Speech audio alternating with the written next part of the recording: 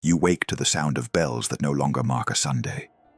The air in Paris tastes of smoke, ink, and the faint sweetness of overboiled liberty.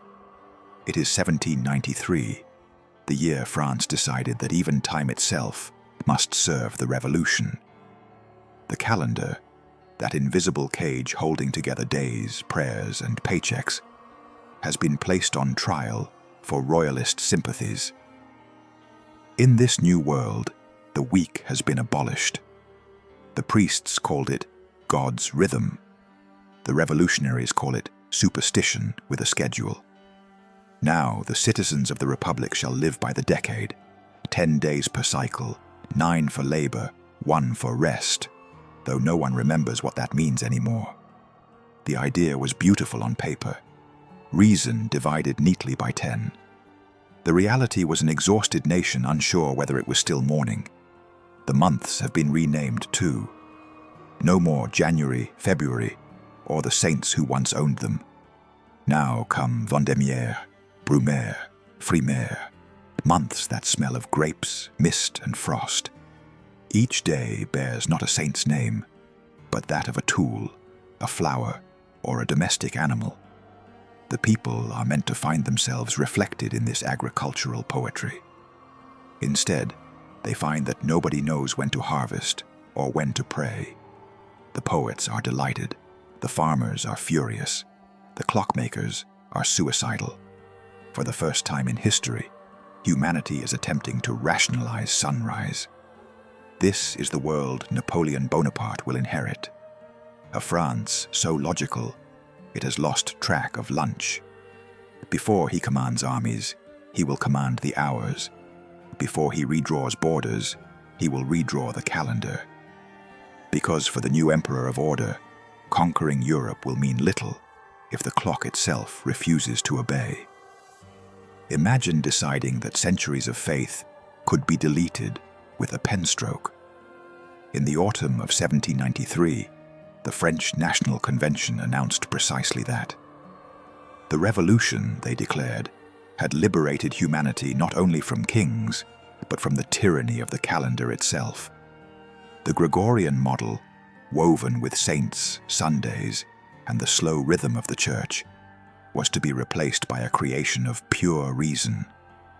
The result was the French Republican calendar, a masterpiece of logic that almost no one could understand. Its authors, mathematicians, and poets working side by side, believed that time should belong to the earth, not to heaven.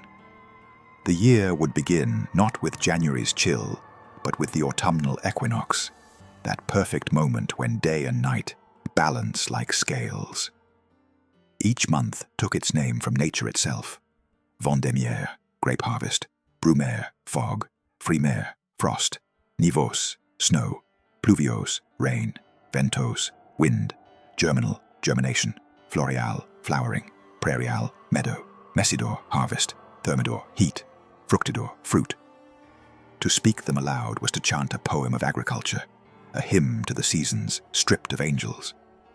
Every day carried not the name of a saint, but of a plant, an animal, or a tool.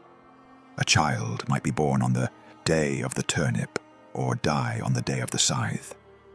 The church saw mockery, the revolutionaries saw equality. In this new republic of days, no single god reigned, only wheat, wind, and water. It was not an act of vandalism, at least not in their eyes. It was theology by subtraction. If you erase the divine, perhaps what remains is truth. But in the attempt to rationalize time, they discovered how much human life depends on the irrational. The peasants no longer knew when to rest. Markets and feasts collapsed. Marriages were scheduled on days nobody recognized. Priests refused to bless crops on the day of the hoe. Even atheists began to feel that something sacred had been misplaced.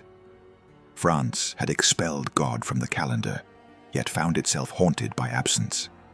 The bells still rang, though now no one knew what for. In trying to cleanse time of belief, the revolution had invented a new religion, worship of order, of decimals, of the illusion that the world could be measured and therefore controlled. When the revolutionaries finished remaking the year, they turned to the day itself. If 12 months and 7 days were relics of kings and popes, surely 24 hours must also be guilty. Thus was born the decimal day, 10 hours, each divided into 100 minutes, each minute into 100 seconds. Mathematically elegant, existentially catastrophic. Parisian clockmakers received the decree like a death sentence. Their workshops filled with rejected timepieces, faces scraped clean, gears replaced, dials that refused to agree with the sky. The government ordered new clocks built, tall, angular devices with 10 bold numerals circling their faces like revolutionary soldiers. At noon, which was no longer noon, the sun stood exactly where it always had, indifferent to political innovation. Factories and schools tried to adapt. Bells rang at strange intervals, meals migrated unpredictably, and workers began to measure fatigue instead of minutes. Noon meetings drifted into the afternoon. Sunsets arrived mid-workday. Nobody knew when to stop. The human body, stubbornly monarchist, kept waking and sleeping in royalist time. The idealists of the Committee of Public Instruction insisted that the system would re-educate citizens to think rationally. Sleep, they said, was an old superstition, productivity, the new virtue. But confusion spread faster than enlightenment. Bakers burned bread, soldiers missed drills, astronomers cursed their telescopes. "We have conquered the Bastille," one pamphlet sighed, "but not the clock." In cafes, philosophers debated whether time itself could be democratized. Could equality exist between minutes? Was sunrise a reactionary event? A few enthusiasts persisted, proudly wearing pocket watches with 10 divisions, mechanical propaganda for a perfect world that never synchronized. By the end of 1795, the decimal day was quietly abandoned, left to tick in empty observatories. The clocks, orphaned and obsolete, stood in museums as reminders that even revolutions grow tired. People returned to their 12 familiar hours, as if waking from a fever dream. Yet something had changed. Time had been exposed, not as divine order, but as human invention. And once unmasked, it could never again be trusted completely. France had learned that time resists governance. You can crown it, rename it, divide it, but it will still flow through every system like water through paper. The decimal day proved only one thing: the universe is not revolutionary. By the dawn of the new century, the revolution's calendar had become a farce no one dared to cancel. Government clerks filled ledgers dated Floreal, Year 9. Merchants still scribbled March in secret, and entire departments operated on parallel timelines. France was living in 2 centuries at once. Then Napoleon Bonaparte arrived, a man whose patience for disorder was shorter than his temper. He had no romantic attachment to saints or Sundays.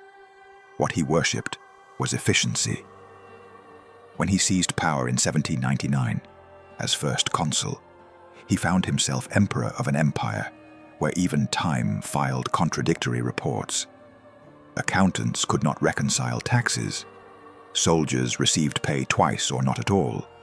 Treaties carried 2 dates, one republican, one real. France, the self-declared capital of reason, could not schedule a meeting. Napoleon, trained as an artillery officer, approached time like logistics.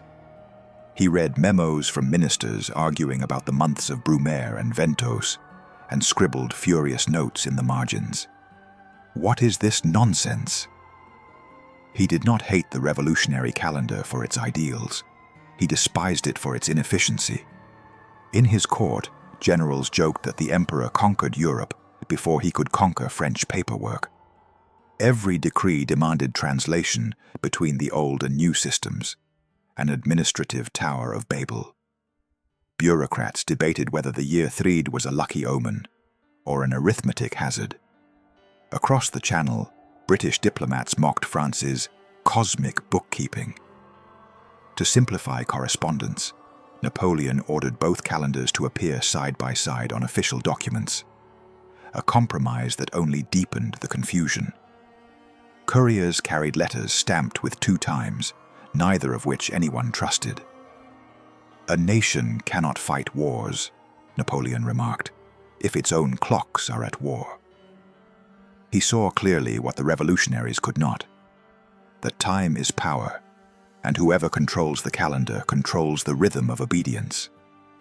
The republican system might have been born of philosophy, but an empire required precision. As his armies marched across Europe, they carried their uncertainty with them. Soldiers unsure whether they fought on the 10th of Germinal or the 31st of March. The emperor tolerated many absurdities, but not lateness.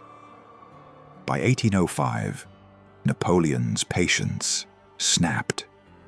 He issued quiet orders to restore the Gregorian calendar, not as a return to religion, but as a triumph of administration.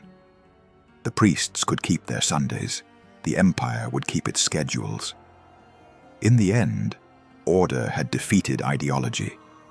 The conqueror of nations had finally conquered the clock.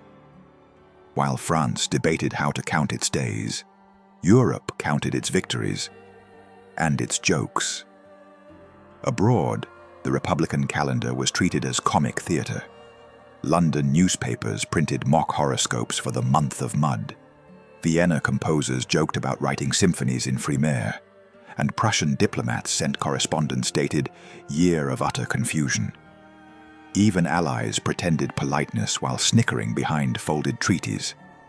France, self-declared beacon of reason, had become the continent's time experiment, a laboratory that forgot its control sample. Inside Paris, the tone was less amused. Banks demanded repayments by Thermidor, while clients demanded clarification. Civil servants, terrified of misfiling documents, wrote both dates on every page. Couriers lost weeks wandering between provinces that measured time differently. Some towns had reverted quietly to the old calendar. Others clung to the new out of revolutionary pride.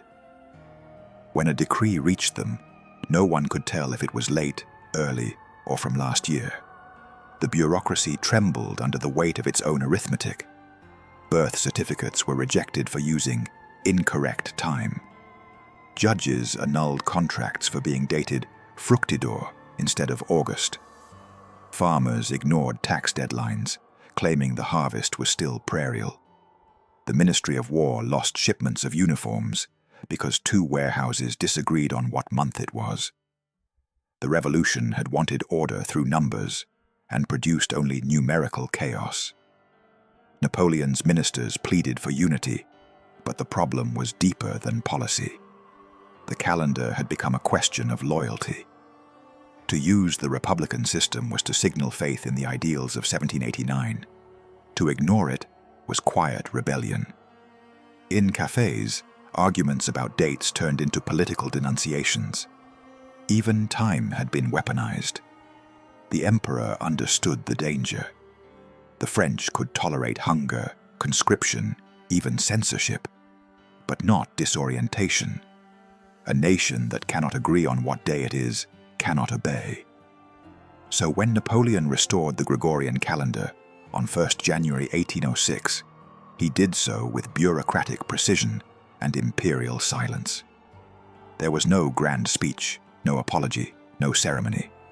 One morning, the people of France awoke to find their world once again divided into 12s and 7s. Sundays returned, priests reappeared, and the bells rang in rhythm with the rest of Europe. The foreign diplomats laughed again, this time with relief. France had rejoined the world's clock. Yet beneath the laughter lingered unease. For 12 years, a nation had dared to rewrite time.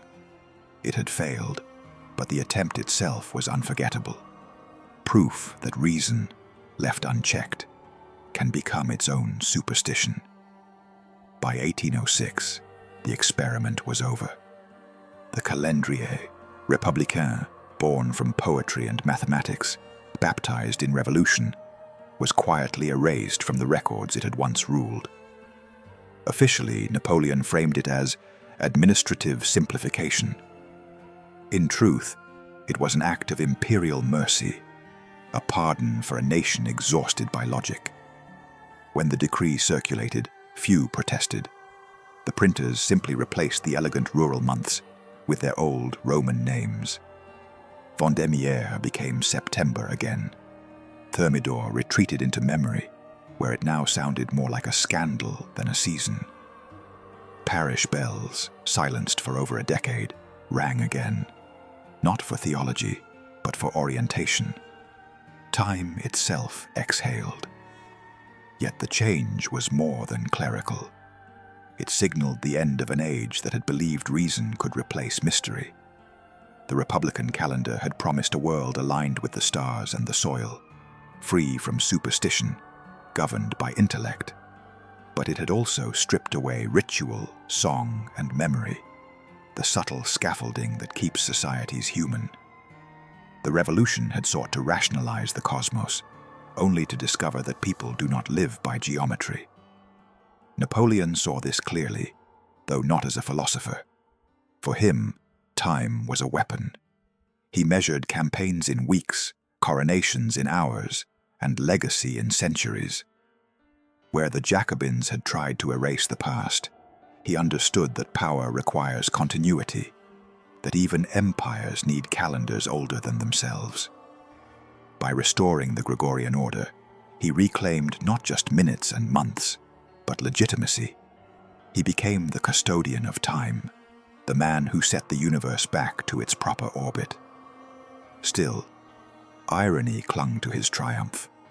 The conqueror who rebuilt Europe could not rebuild eternity.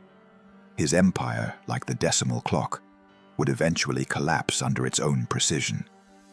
And when it did, historians would note that Napoleon had once ruled the calendar as he ruled armies, by decree, by will, by exhaustion. In the quiet years that followed, a few philosophers mourned the lost experiment. They called it a glimpse of another possible world, one where the months sang of weather instead of saints, and humanity counted days by harvest rather than by faith. But history is rarely kind to alternative universes. It remembers only what survives the paperwork. And so the man who reset the universe left behind the simplest of monuments, the ticking of ordinary clocks, regular, relentless, unpoetic, yet eternal. Time survived Napoleon. It survived kings, revolutions, and the dream that reason could rewrite the rhythm of the sun. Today, we live by the same calendar he restored. A document older than railroads, older than nations, older than memory. It governs us silently, a relic of Rome ticking inside every phone and clock, indifferent to ideology. The French experiment faded, but its echo remains. The knowledge that time is not divine law, only a human agreement fragile enough to be redesigned. Every revolution since has tried, in its own way, to reorganize the hours through industry, machines, or algorithms. And each has learned the same lesson France did in 1793. You can rule men, but not minutes. Napoleon, for all his victories, never conquered eternity. His empire collapsed, his statues crumbled, but the seconds marched on. In the end, he was just another mortal scheduled by dawn and dusk, by hunger and fatigue, by the quiet metronome of existence. The man who reset the universe was himself reset by it. Tonight, as you glance at the digital clock glowing beside your bed, you inhabit the world his decree restored. 12 months, 7 days, 24 hours. Nothing revolutionary. Yet behind its simplicity lies the memory of an age that tried to reason with the cosmos and nearly drowned in arithmetic. History remembers the wars, the crowns, the codes. But the most human thing Napoleon ever did was surrender to time. The empire fell, the calendars turned, and the world kept moving. Not by decree, but by heartbeat. Time survived Napoleon. It survived kings, revolutions, and the dream that reason could rewrite the rhythm of the sun. Today, we live by the same calendar he restored. A document older than railroads, older than nations, older than memory. It governs us silently, a relic of Rome ticking inside every phone and clock, indifferent to ideology. The French experiment faded, but its echo remains. The knowledge that time is not divine law, only a human agreement, fragile enough to be redesigned. Every revolution since has tried, in its own way, to reorganize the hours, through industry, machines, or algorithms. And each has learned the same lesson France did in 1793. You can rule men, but not minutes. Napoleon, for all his victories, never conquered eternity.